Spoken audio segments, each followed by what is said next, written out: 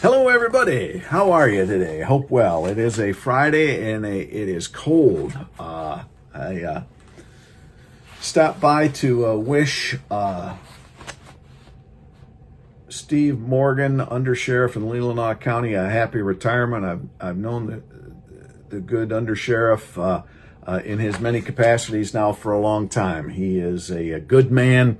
And was a very good lawman, and Leelanau County's going to miss him, and we're all going to miss him because he was a good, dedicated, faithful servant. So to Undersheriff Morgan in Leelanau County, enjoy retirement, and I think he's headed ice fishing. And with the temperature these days, I got a feeling that ice is pretty good, but always check with the locals before you head out onto the ice. All right, some things to talk about today.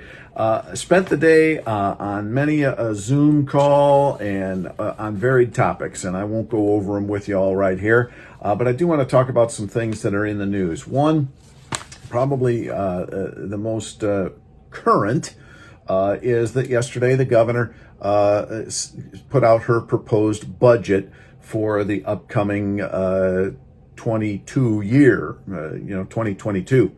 And a couple of things about this. Chatting with Senator Bumstead here a year or so ago, when we were talking about the budget, and I can't remember the exact number, but he said when he came into the legislature, and I'm making up the numbers here, but I might be off a billion or two, but you got me here. He said, we had a budget of, $48 billion. And last budget cycle, we were at, 58 billion. And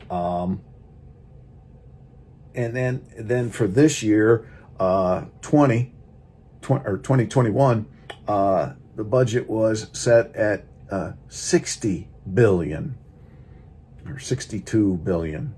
And then the proposed budget yesterday from the governor is up to $67 billion.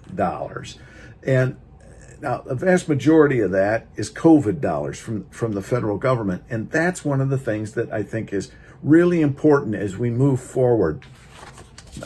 Just again, this is how I see it, and I'll explain it to you my way. A budget is basically priorities.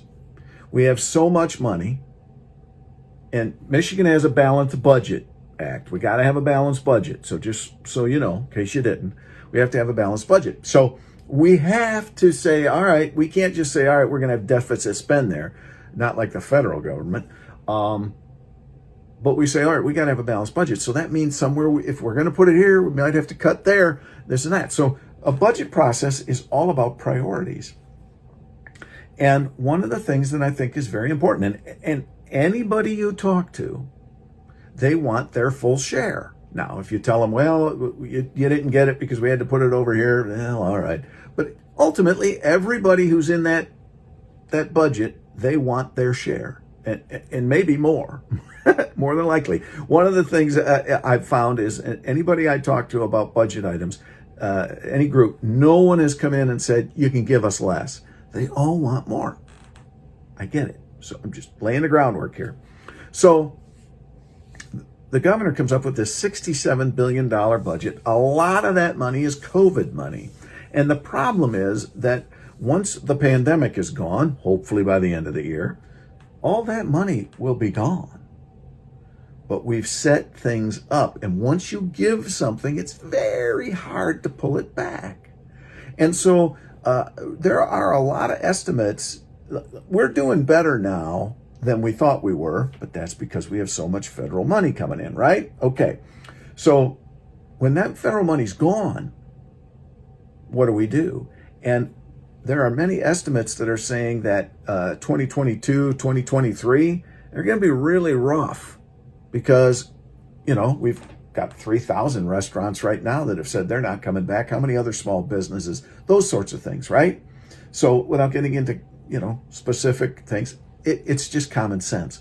So the governor comes out with this $67 billion budget, and it's like a lot of groups are saying, woohoo, yeah, let's do it.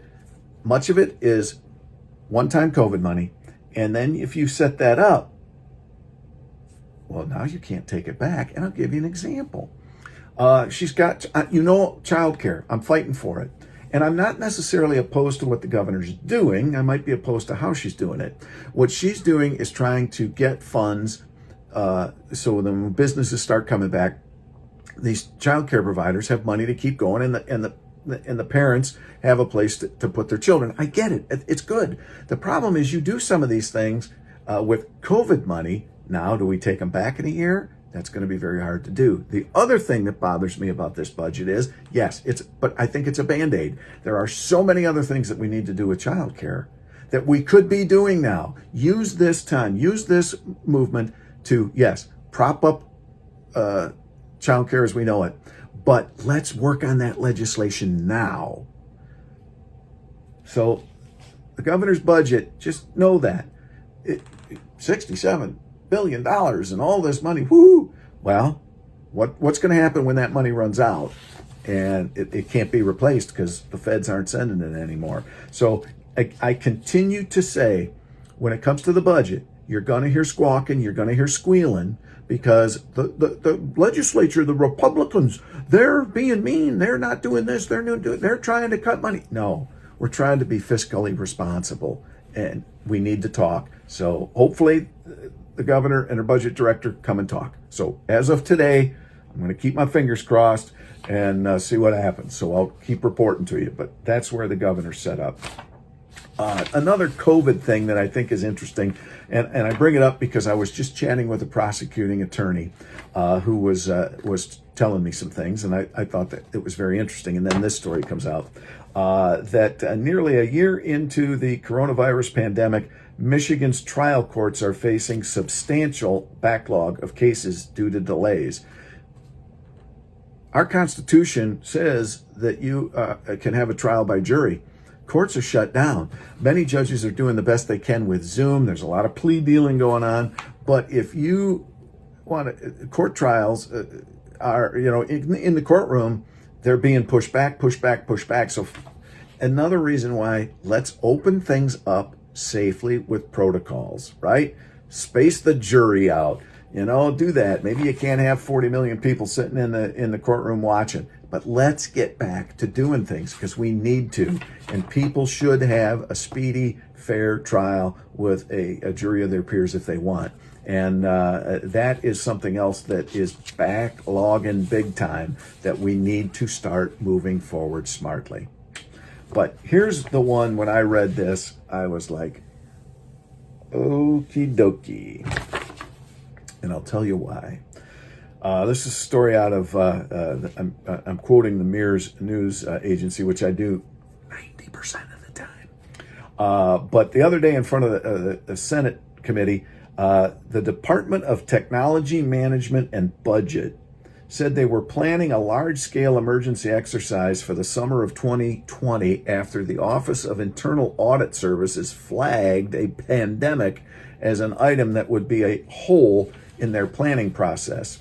So they're sitting fat and happy, and they're like, we better figure out something for a pandemic. And then one hit. The reason I bring this up is because, once again, I believe, and if you follow these videos for the last year, it's an issue of mine, is that Michigan's emergency management system is poor. It is under the Michigan State Police. I think Michigan State Police are great cops. Don't have any problem with that. I salute them. But they should, emergency management is its own discipline. And a department has its own biases. MSP, they're about policing. Emergency management is about coordinating. And early on in our COVID oversight committees, we had the Unemployment Insurance Agency in, Director Gray at the time. And I said, do you guys have an emergency plan? Pull it off the shelf and read it. Were you prepared for this? And his answer, as I remember, I'd have to go back and look at the transcript, but his answer, as I remember, was, we're in constant contact with the governor's office. They didn't have anything. They didn't know. And so and the Department of Technology Management and Budget are also the people who came in, and we were asking about the PPE procurement for the state of Michigan. And we had all of these people, all these different companies come in and say, we were trying to sell personal protective equipment to the state, but they wouldn't return our calls, and we could sell it to other states, and we're doing fine because their system was simpler and more direct. But once again, Department of Technology Management and Budget. So we got that director in, and he said, well, we hit all our PPE quotas. And I said, well, wait a minute here. You hit your quotas, but yet nobody could find PPE. Could it be your quotas were too low? Oh no, we hit our quotas. So I am going to reintroduce. We're making some tweaks. We're doing it right. I'm going to reintroduce my emergency management bill that will move emergency management into its own department and get the MSP out of it. And we need to evolve. We need to grow emergency management.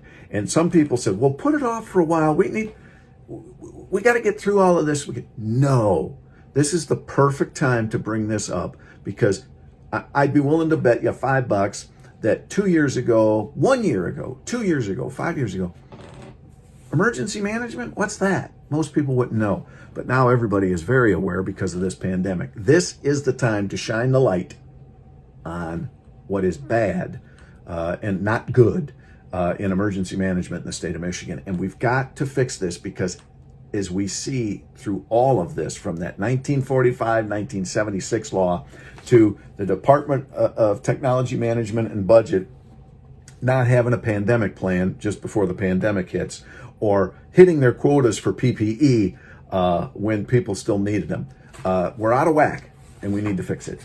So with that, don't forget Valentine's Day is Sunday.